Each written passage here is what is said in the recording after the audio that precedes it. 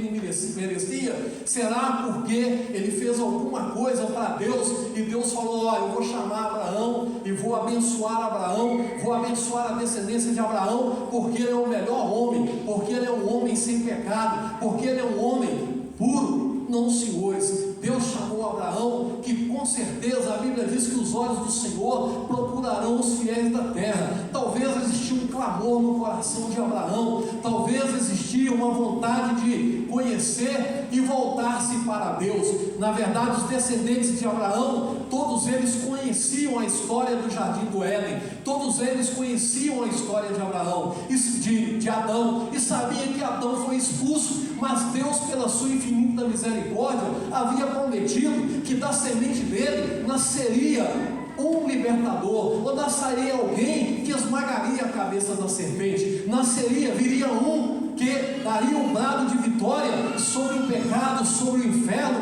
e sobre Satanás. E na verdade, Abraão, provavelmente ele estava procurando a conhecer melhor a Deus, a aproximar-se de Deus, e os olhos de Deus o alcançou, os olhos de Deus o viu, e Deus escolheu Abraão, e chamou Abraão da descendência, ou da linhagem de Adão, da linhagem de Sete, que é a linhagem do filho de Adão, que foi escolhido depois da morte de Abel e Caim.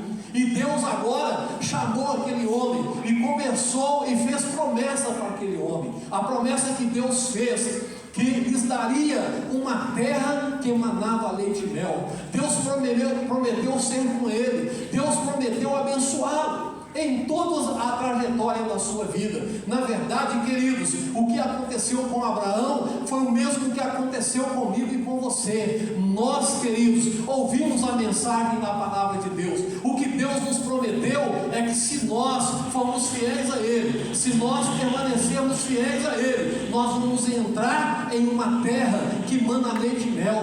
Deus tem uma Canaã celestial, que é uma promessa dele para nós.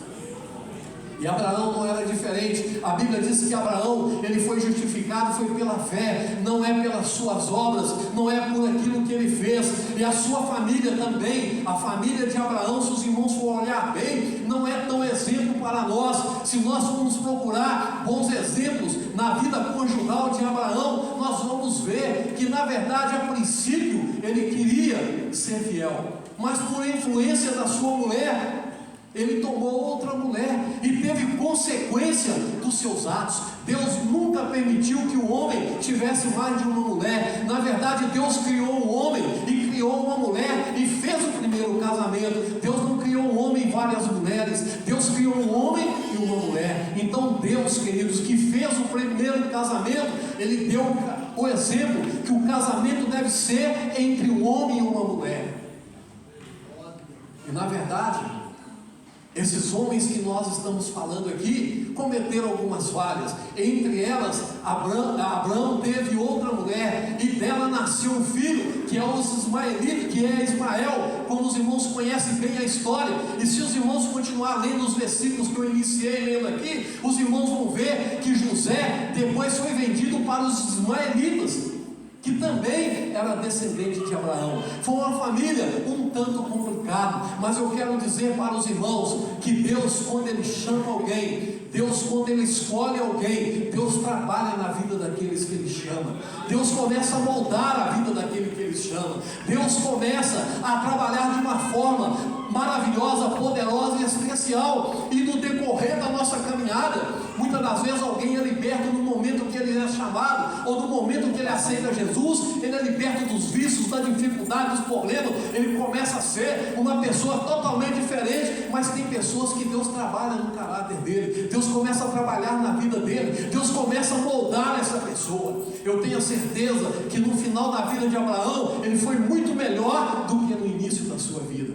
E se nós formos olhar a vida de José, a vida de Jacó, a vida de Israel, que teve o seu nome mudado para Israel, nós vamos perceber e ver que Ismael, ou Jacó, também teve dificuldades no seu casamento. Teve várias mulheres, várias mulheres. Inclusive ele teve duas que foi oficial. O sogro dele o enganou. Se os irmãos for olhar também para Isaac parecia até um pai perfeito, mas a a esposa de Isaac fez com que Jacó enganasse o seu pai, e se nós formos olhar isso, nós vamos ver que são famílias que não são 100%. Mas eu quero dizer para você que quando Deus chama alguém, Deus trabalha para que essa pessoa seja honrada, para que essa pessoa tenha a vida diferente, para que essa pessoa seja mudada, para que essa pessoa passe a conhecer melhor Ele e entenda que Ele é santo, e por ser santo, Ele exige de nós que aproximamos dEle, que nós sejamos santos. Nós que aproximamos de Deus, nós temos que ter uma vida diferente, e muitas das vezes nós queremos moldar as nossas vidas por esses homens, que foi chamado lá no início, que talvez Deus trabalhou na vida dele de uma forma poderosa, maravilhosa e especial. Era uma época que não tinha muita lei, não tinha muita regra, então o homem não conhecia bem. A Bíblia diz que depois que nós conhecemos a lei, o apóstolo Paulo diz que depois que ele conheceu a lei, que a coisa complicou.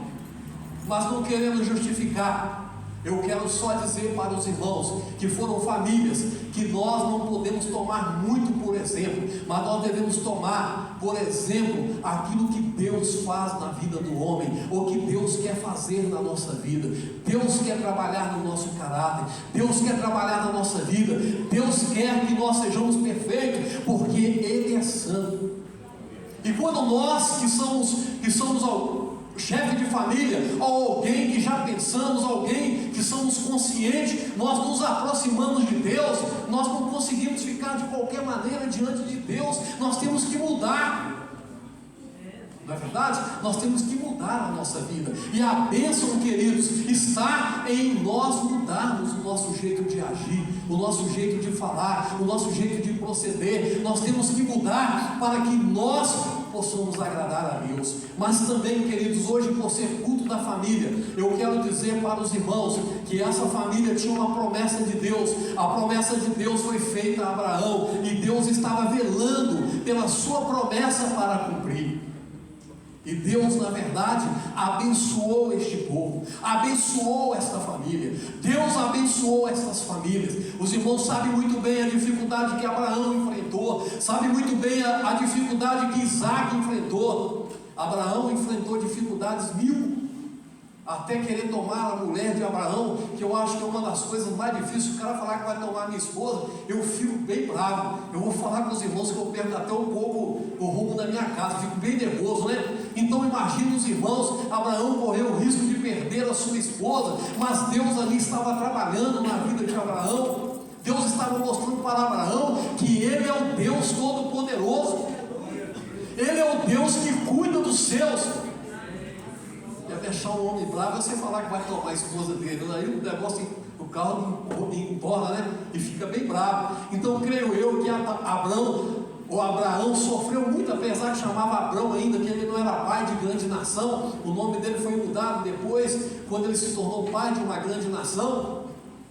Mas ele encontrou muita dificuldade na sua caminhada, mas Deus cuidou, Deus protegeu, Deus teve um carinho especial com eles. Assim Deus age com nós, aqueles que se aproximam de Deus e o aceitam como único e suficiente Salvador. Deus tem um carinho especial com nós. E se você tem no seu coração o propósito de ser fiel a Deus, pode ter confiança, pode descansar em Deus, porque Deus vai trabalhar para prover, para te guardar, para te livrar, para te dar grandes vitórias na sua caminhada. Eu não sei o porquê crente fica cabisbaixo, crente fica aí triste, aborrecido, e tem crente que reclama com todo mundo, irmão. Tem crente que conversa com a gente e dá vontade de você falar com ele: irmão, pelo amor de Deus, eu vou dormir hoje com a cabeça cheia. Pastor está aí para ouvir os irmãos, com certeza, mas tem irmão que ele fala assim: irmãos, eu estou doente, pastor, tu conhece essa doença? Você fala: mas Jesus cura. Mas pastor, tem tanto tempo. Ô pastor, eu vou falar com o senhor. E tem outra coisa ainda, pastor, e vai falando. Eu quero te convidar nesta noite a erguer a sua cabeça, confiar em Deus, crer que Deus é poderoso para te curar, Deus é poderoso para trazer paz à sua alma, Deus é poderoso para fazer de você um vencedor. Você não é perdedor. Pastor, porque o senhor não conhece a luta da minha casa? Eu conheço, eu sei que tem irmão que está lutando e passando muitas dificuldades, mas eu conheço também o seu Deus. Eu conheço o Deus que você aceitou. Eu conheço o Deus que você fala que serve. E você também tem que conhecer esse Deus. Você tem que realmente conhecer esse Deus. É por isso, queridos, que nós temos muitos crentes derrotados, muitos crentes que estão cabisbaixo nessa caminhada.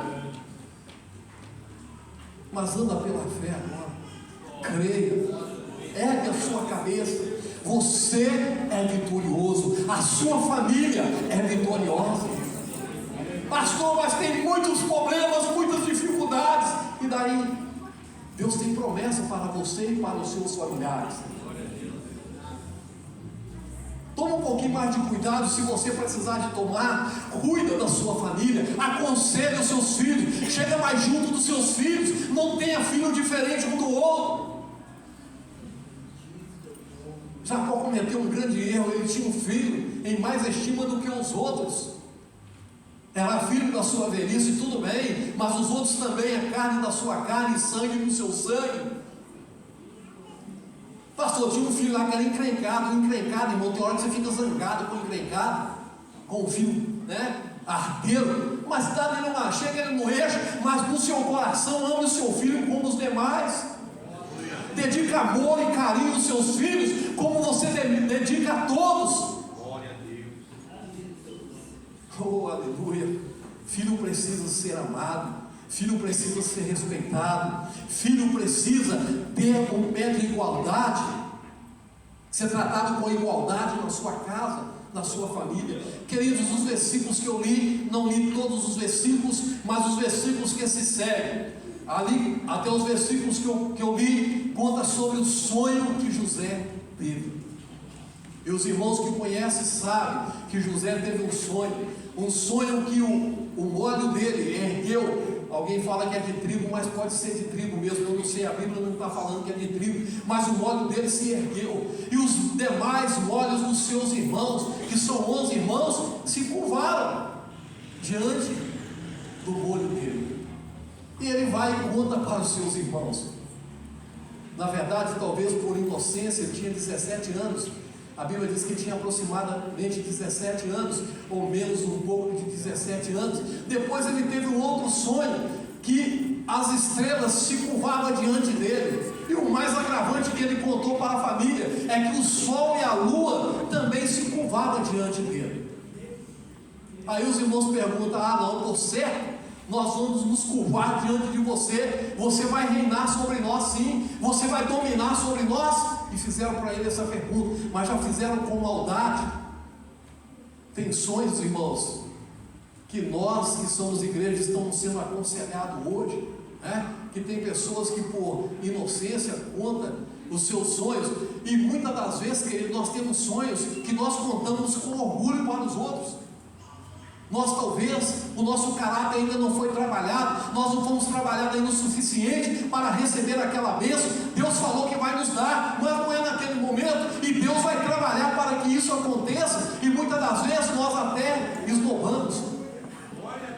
Nós falamos com os irmãos assim: ah, Jesus me mostrou lá na frente da igreja lá, ó, pastor presidente sentado lá embaixo, e eu sendo o pastor da igreja, ou o pastor sentado e eu sendo o presidente da igreja. Não tem problema nenhum você ser o presidente da igreja, porque eu não sou eterno. Um dia eu vou passar o meu bastão, um dia eu vou passar o cajado de pastor desta igreja para outro, e vou passar com muito orgulho, com muito carinho. Por enquanto vocês têm que me tolerar como pastor, e eu sou o pastor dessa igreja, e assumo como pastor dessa igreja. Nem o outro é o pastor responsável por essa igreja, não sei eu, porque senão eu estou omitindo daquilo que Deus me colocou, ou deixando a minha responsabilidade para outro.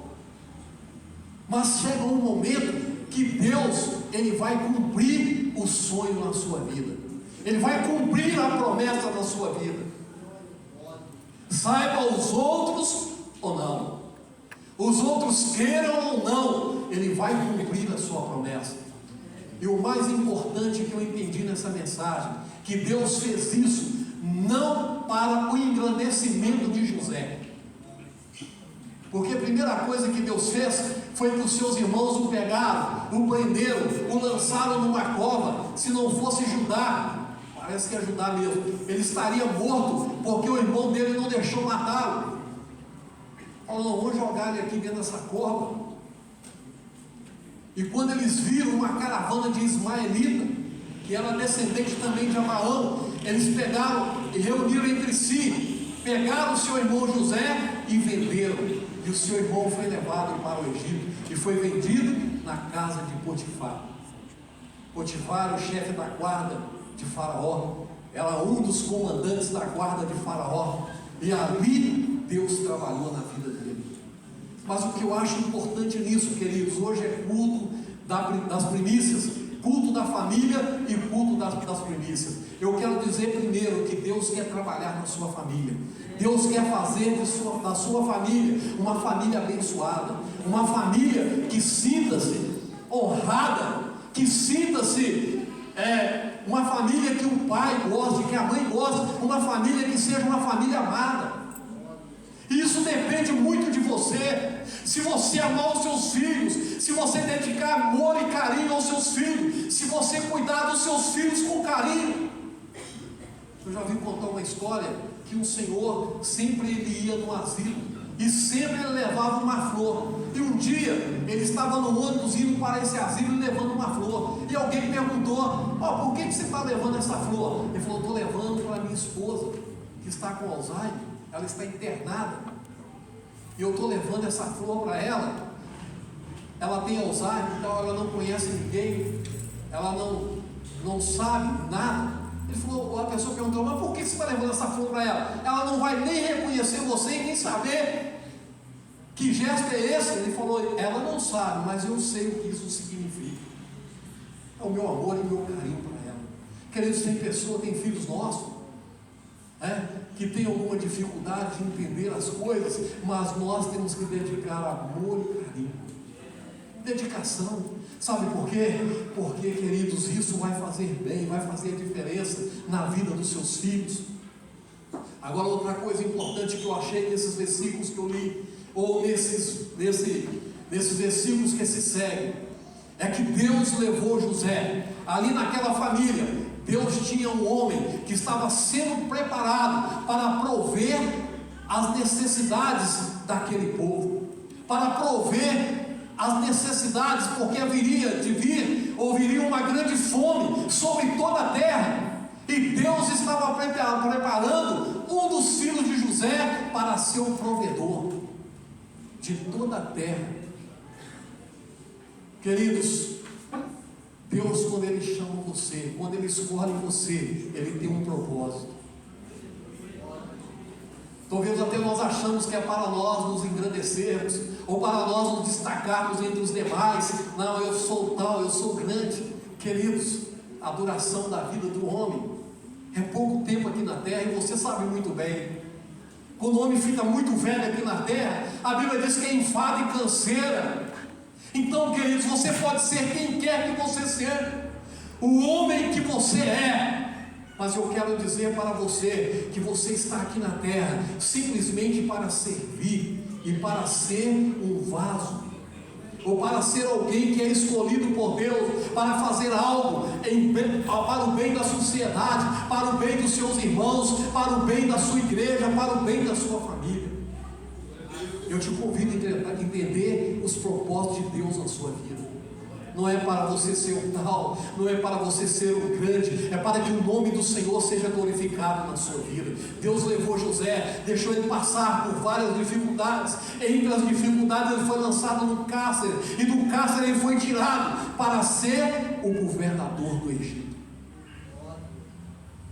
A Bíblia diz que Faraó teve um sonho meio estranho: espigas de milhos, corre todas, espigas de milhos saudáveis, e depois espigas de milhos raquíticas, secas, magrelas, e o que aconteceu? As espigas de milho, que estava seca, raquítica, elas tragaram as outras espigas de milho saudáveis, e depois vacas gordas e vacas magras, e as vacas magras engoliram, ou 7 vacas magras, e 7 espigas de milhos magras, e assim eles foram tragados. E quando ele contou o sonho para José, José interpretou o sonho, que viria, me parece que 7 anos de fartura sobre o Egito. E Deus repetiu o sonho, porque ele tinha pressa em cumprir. Mas também depois viria 7 anos de seca e de fome sobre o Egito. Primeiro de fartura. E o que José aconselhou, usado por Deus: você deve se prover de um homem que tenha sabedoria, que tenha entendimento para governar, para tomar as decisões, para tomar aquilo que é necessário e guardar em celeiro, para que nos anos de fome tenha comida suficiente, para que o povo não venha morrer de fome. Eu quero dizer para você, Deus, na verdade, Ele teve misericórdia de todo o povo daquela época, mas os olhos do Senhor estavam voltados para o povo de Israel. Você conhece bem a história, você sabe que José governou o Egito, e Deus usou José para que a família dele descesse para o Egito. Me parece que foi 70 pessoas, com José ou com Ismael, como era o nome dele, mudado. Eles desceram para o Egito, e ali eles tiveram o que comer, tiveram o que se alimentar, porque vieram os anos de fome, e os anos que vieram de fome consumiram todo o alimento. Tudo aquilo que havia de alimento foi consumido. Eu quero dizer para você nesta noite que Deus tem um compromisso de cuidar da sua vida. Deus levanta até pessoas improváveis, alguém que tem 17 anos, no meio de marmanjões, de homens grandes, de homens fortes, ou de homens até melhor do que José. Mas Deus levantou José, Deus trabalhou na vida de José, e Deus fez de José um grande homem e um grande libertador. Mas por misericórdia, por amor do seu povo, esse Deus tem amor e tem misericórdia de você. Esse Deus te ama. Eu sei que talvez o peso está fazendo você andar até um pouco curvado. Eu sei que tem pessoas aqui que estão pensando nos familiares, ou alguém que está passando muita dificuldade na sua família, alguém envolvido com as piores coisas que você pode imaginar, alguém envolvido com droga, alcoolismo e coisas mais, alguém que a sociedade quer ver livre dessas pessoas. Mas eu quero dizer para você que, por amor a você, Deus tem misericórdia dos seus. Deus tem misericórdia dos seus. Você crê nisso nesta noite? Levanta sua mão e fala que você crê no nome de Jesus. Você crê no Deus Todo-Poderoso. Você crê que Ele tem poder para abençoar você e a sua família. Você crê que Deus pode levantar aquela pessoa que parece que não tem condições para abençoar a sua vida. Oh, aleluia. Oh, glória a Deus. Esse Deus está presente aqui. Esse Deus não foi Deus só do passado. Não, senhores, Ele é Deus do presente. Aleluia. Oh, glória a Deus, aleluia.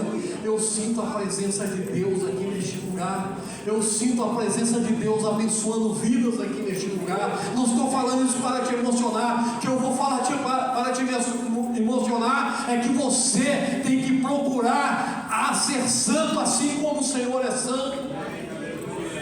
Não estou aqui te fazendo promessas vãs ou promessas sem sentido. Deus tem bênçãos para a sua vida. Deus tem bênção para a sua família. Deus quer resgatar os seus da miséria, da fome espiritual, da sede espiritual. Estamos vivendo num mundo que está indo de mal a pior. Dependendo do resultado das eleições nos Estados Unidos, será implantado um comunismo tremendo no mundo.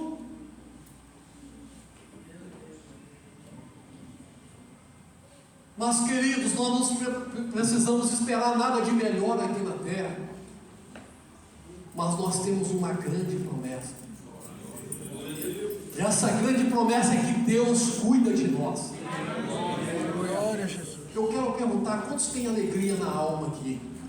Quantos têm certeza da salvação? Aleluia. Se você tem alegria na sua alma, creia você, queridos, que as dificuldades que vão vir, os problemas que vierem, Deus vai fazer com que você passe por eles. E Deus vai fazer você entender que Ele tem promessas de bênção para a sua vida. Oh, glória a Deus, aleluia. Engraçado que Israel, ele estava morando, ou Jacó estava morando em Canaã.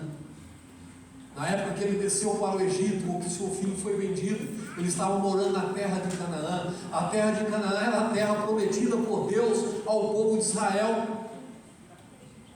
Mas ainda ele não tinha tomado posse. E a promessa de Deus é dar a eles aquela terra. Mas eu quero dizer para você, que você, querido, já tomou posse da terra que Deus tem prometido para você. Você já tomou posse dos céus. Eu quero dizer para você que o momento que você aceitou Jesus como Salvador, você já tomou posse dos céus, porque você é uma nova criatura em Cristo Jesus. Você nasceu de novo. O velho homem morreu, você é uma nova criatura em Cristo Jesus, e lá no céu vai morar nova criatura, criatura lavada e remida no sangue de Jesus. Você é o escolhido de Deus, você é chamado por Deus, você é o povo da promessa. Embora tenha dificuldade, tenha problema na sua caminhada, e alguém pode dizer: pastor, o senhor não conhece a minha família. Mas eu quero dizer para você que Deus te conhece. E Deus, por conhecer você e saber o que você tem no seu coração, o propósito de ser fiel a Ele, de servir a Ele com sinceridade e com integridade, Ele vai agir na sua vida, vai agir na vida da sua família. Ele vai te abençoar nesta caminhada. Hoje é culto de missão e culto das primícias. Deus vai prover na sua vida, e que Deus em Cristo abençoe você e a sua família, no nome de Jesus. Quero dizer para você que os bons exemplos que você vê na Bíblia, alguém lê lá que o Salomão teve 1000 mulheres, né? E se torna o maior vagabundo do mundo, né? E justifica com passagens bíblicas. Se você vê a dificuldade que ele teve, vou falar com os irmãos: ser casado com uma mulher não é tão fácil, né? Não é porque elas são difíceis, né? Mas é porque elas nasceram para pôr linha na gente, né? Já pensou se você nascesse casasse com mais de uma mulher? 2 mulheres colocando linha, você ia ser o mais santo desse mundo, né? Mas Salomão teve 1000 mulheres, segundo nós lemos na Bíblia. Esses homens tiveram mais de uma mulher, tiveram muito problema.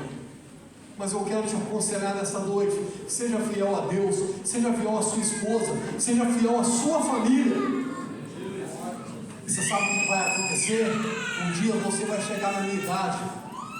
Se Deus quiser, em fevereiro eu estou fazendo 60 anos. Fiz 37 anos de casado. Eu posso olhar para trás e ver um casamento puro, um casamento íntegro, um leito sem mácula, e posso glorificar o nome do Senhor. E sinto paz e alegria na minha alma, porque Deus tem tido misericórdia da minha vida. Deus tem me abençoado junto com a minha família. E eu convido você, no nome de Jesus, seja fiel, e Deus vai abençoar a sua vida. Os exemplos que não é para ser seguidos